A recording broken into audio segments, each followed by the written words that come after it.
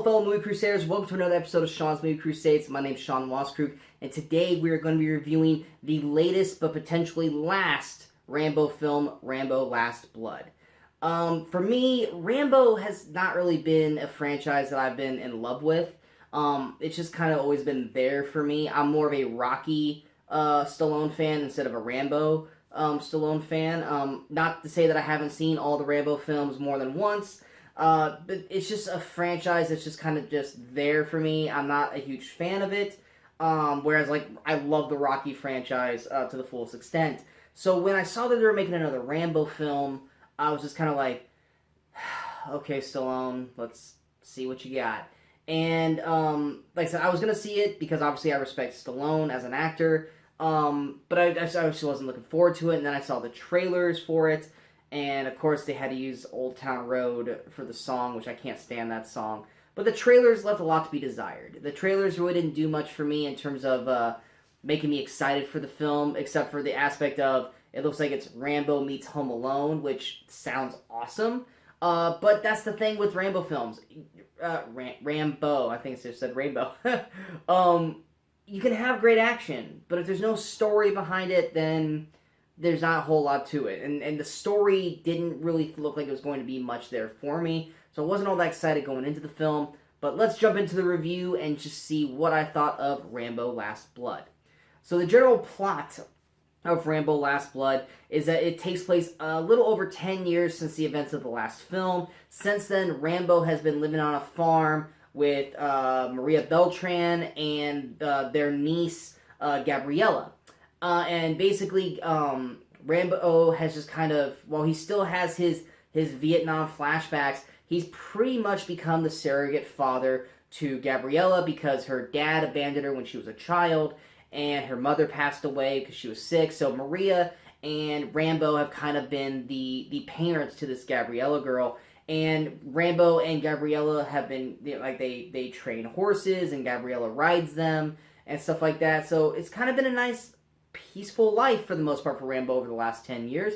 Gabrielle just graduated high school. She's getting ready to go to college, and Rambo's kind of having separation anxiety about that because he doesn't want her to go because he's, worried for her and stuff like that because of the real world is a mess, as Rambo knows. But that's kind of what's going on. But in the midst of her, getting ready to get ready for college, stuff like that, she finds out where her father has been hiding all these years, which is in Mexico. And against Rambo and Maria's wishes, she sneaks into Mexico to go visit him, and in the process gets kidnapped by a Mexican drug lord / pimp gang and gets sold off for sex.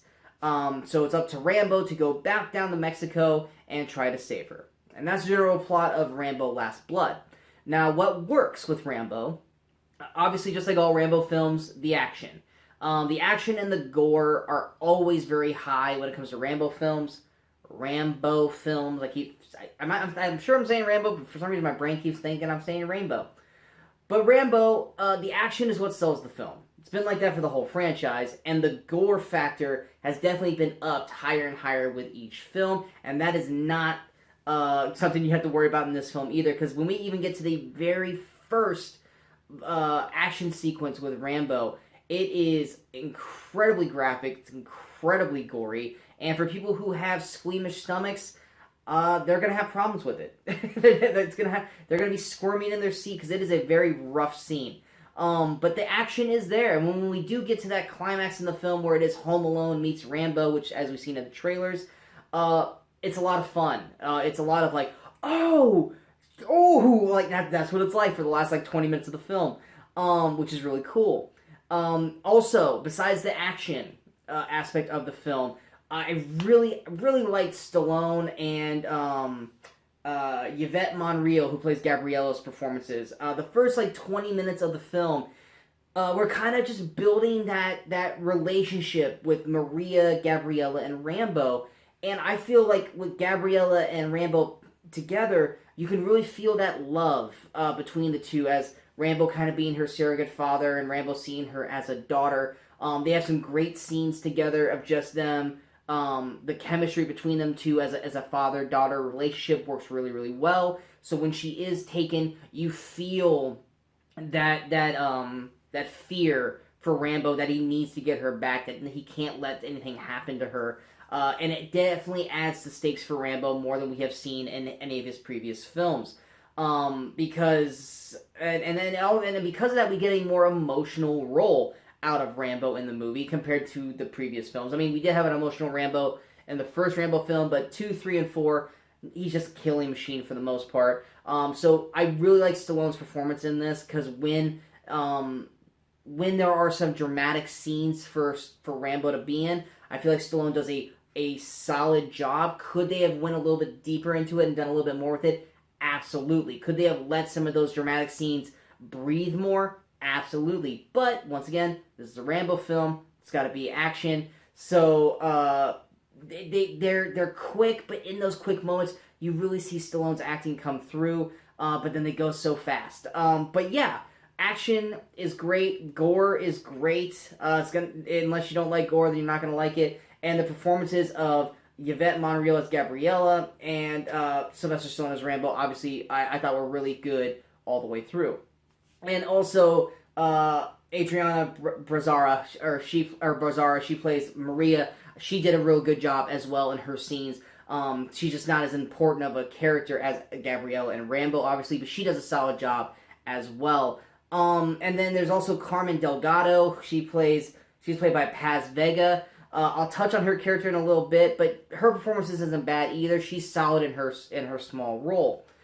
Now, what does not work with the film? I know I praised the action here just a little bit ago, but that also kind of comes off into a negative as well. The action, while very good and very gory, for the most part, every action sequence is also, for the most part, very dark. So, especially in Mexico. Mexico looks very slummy. It looks very, dirty and dark the whole way through. So any action sequence in Mexico, it's kind of hard to see what Rambo does. I mean, Rambo does, and it can kind of get missed real quickly. I mean, you can see him stab them, but everything's just so darkly lit. It just kind of takes away from the action a little bit, and it's also very quick. So some of the sequences, if you blink, you miss it. Especially when it comes to the climax with the Home Alone meets Rambo sequences. You get to see him build all these traps, and you can't wait to see them. But when the traps happen, it's in a dark lit setting, and it's happening very, very fast, and you can't really see him as clearly as you would like. Not to say that you don't see him at all, it's just that you kind of maybe wish you could have seen him a little bit more clear with some more light in the scenes, but we just don't get that. They're still fun sequences, and they still look great. They're just very quick, and they're very dark, and so they're just not as clear as we would have liked them to be. The other negative is, while I praise Yvette Monreal as Gabrielle and Stallone's Rambo's performances together, this story is literally just Taken meets Rambo. The beat by beat of the story is very much Liam Neeson's Taken, but with John Rambo. So this story, for the most part, I'm not saying it's completely, but for the most part, is basically watching Taken. So if you've seen Taken, you pretty much have seen at least the premise of this film, because it's very Taken-ish of the whole thing. So the story itself isn't as strong as it could have been, because they could have gone about it a different way to have made it more unique and not go, so this is Taken, right? Like I was sitting next to my dad watching. I was like, this is Taken. I mean, it feels like Taken. That doesn't make it bad. If you love Taken, then you're gonna love this. But it's just one of those things where it's like you could have done more with the story to just kind of make it your own instead of making it feel like something that we've seen before. And also because of that, just like in Taken, the villains aren't given much to do in terms of story besides be fodder for Rambo to kill. You have these two brothers, the Martinez brothers. You have Victor Martinez, played by Oscar Yaneta, and Hugo Martinez, played by Sergio Perez Manchetta. Their performances aren't bad. Like, they're actually pretty solid performances. But the problem is they're not given anything to do to build character. So their characters are just kind of there as brother one, brother two, and that's it. We don't get any scenes to build their villainy outside of like one or two, but they definitely needed more scenes to kind of build their characters up, so that way they felt more as equal-footed foes to Rambo instead of just, well, these guys are just going to get killed by Rambo.